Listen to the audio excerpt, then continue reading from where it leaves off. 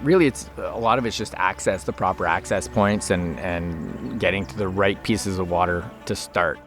As a guide, I can take you there.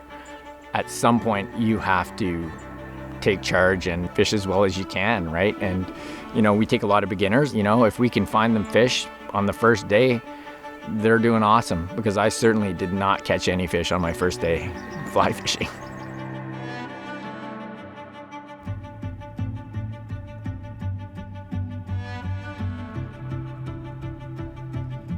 The overall experience of fishing in Squamish is about the wilderness that we're in.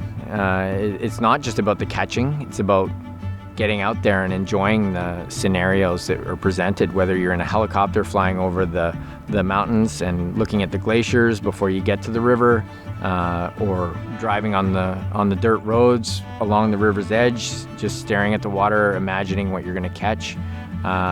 Walking through the trees and enjoying the scenery, taking a look at the ferns and the flowers and the huge trees that are here.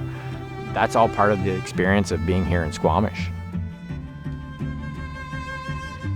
I pretty much picked up the bug as soon as I was 3 or 4 years old. My uncle would come home and he'd be going fishing, and I'd be pulling at his t-shirt saying, "Can I come? Can I come?"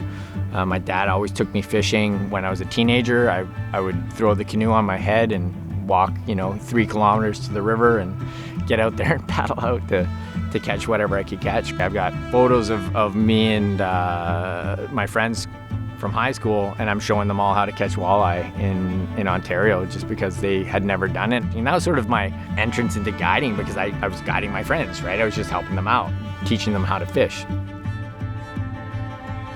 Guiding definitely does not get old. I mean, I'm into my 19th year on the water, taking people, and every time I take somebody who's just learning or somebody that's been around for quite some time, fishing for 30, 40 years, they really appreciate what I try and teach them about our area, as well as the way that we fish, and what will make them better anglers, and take that information home.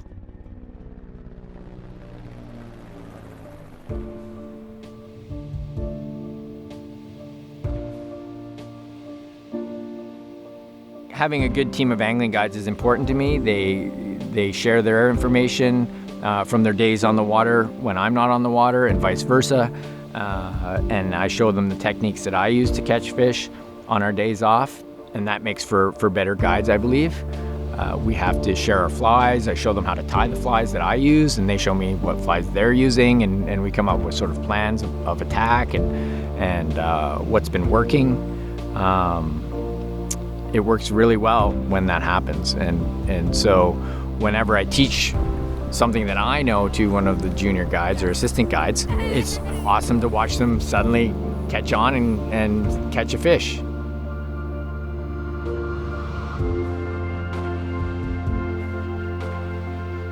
At the end of the day, we're all out here to have fun. It's not always about catching fish, it's the environment that we're in.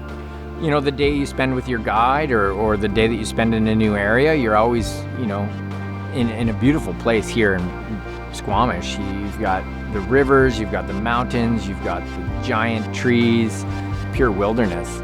That's all part of it.